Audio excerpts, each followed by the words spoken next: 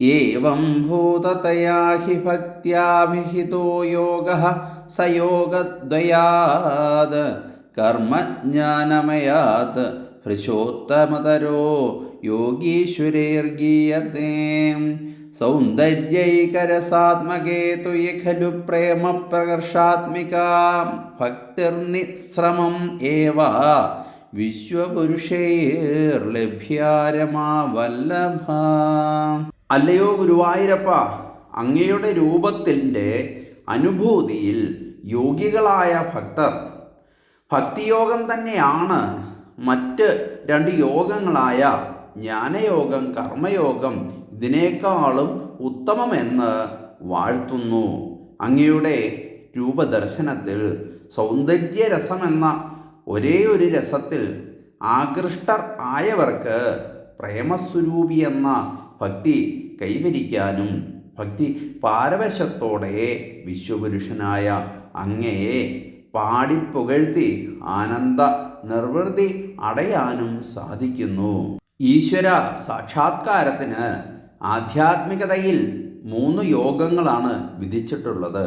അവ കർമ്മയോഗമെന്നും ജ്ഞാനയോഗമെന്നും ഭക്തിയോഗം എന്ന പേരിലുമാണ് അറിയപ്പെടുന്നത്.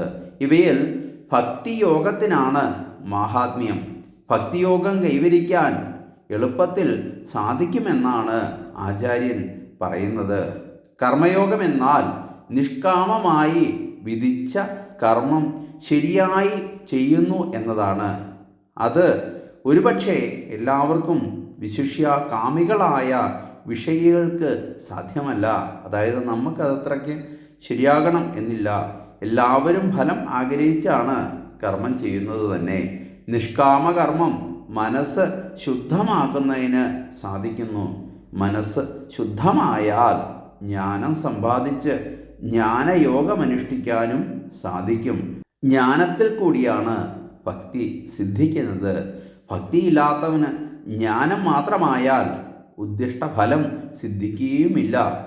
ഭക്തിയുള്ളവന് ജ്ഞാനമുണ്ടായാൽ ആ ജ്ഞാനം കൂടുതൽ തിളങ്ങുമെന്നേ ഉള്ളൂ. ഭക്തിയാണ് പ്രധാനം. ഗുരുവായൂരപ്പൻ്റെ വിഗ്രഹം ദർശിക്കുമ്പോൾ ഭക്തിയുടെ അങ്കുരം പൊട്ടുന്നു. നിരന്തര ദർശനഫലമായി ആ ഭക്തിമുകുളം അനായാസേന വളർന്ന് വലിയ മരമാകുവാൻ സാധ്യതയുണ്ട്. നിത്യേനയുള്ള ദർശനം കൊണ്ട് അകൈതവമായ ഭക്തിയുണ്ടാകാൻ സാധിക്കും. മുക്തി ലഭിക്കുന്നതിന് ഭക്തി മാത്രം മതി. അതാണ് യോഗികൾ ഭക്തരായി കഴിയുന്നത്. ജ്ഞാനിയായ ഉദ്ധവരെ ഭക്തിയുടെ മഹാത്മ്യം അറിയിക്കുന്നതിന് ശ്രീകൃഷ്ണൻ ഗോകുലത്തിലേക്ക് അയച്ച കഥ ഭാഗവതം വെളിപ്പെടുത്തുന്നുണ്ട്. ജ്ഞാനമാണ് ഏറ്റവും ശ്രേഷ്ഠമെന്ന് കരുതിയ ഉദ്ധവരുടെ അവസ്ഥ ഭക്തി പാരവശ്യത്തിൽ സന്തപിക്കുന്ന ഗോപികകളുടെ സന്താപത്തെ ഇല്ലാതെയാക്കാൻ പര്യാപ്തമായുമില്ല. ഇവിടെ ഭക്തി ജ്ഞാനത്തെ ജയിക്കുന്നു.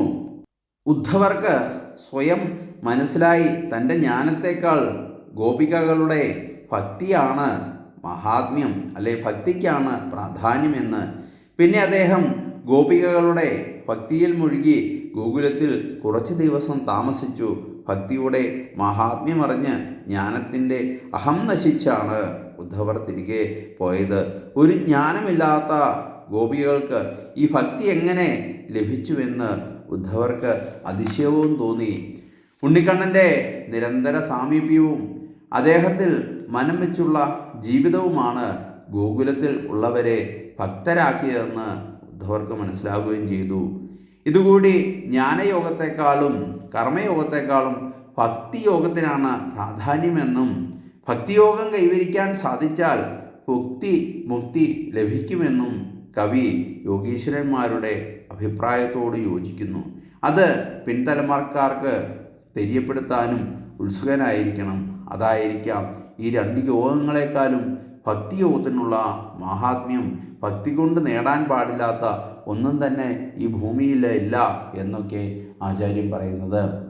ഗുരുവായൂരപ്പനെ മനസ്സിരുത്തി പ്രാർത്ഥിച്ചാൽ, ഭഗവാന്റെ പദാരവിന്ദങ്ങൾ മനസ്സിൽ പ്രാർത്ഥിച്ചാൽ, ആ ഉണ്ണിക്കണ്ണൻ്റെ തേജോമയമായ രൂപം മനസ്സിൽ പ്രാർത്ഥിച്ചാൽ ഒന്നിനെയും പേടിക്കണ്ട, ഒരിക്കലും പേടിക്കണ്ട.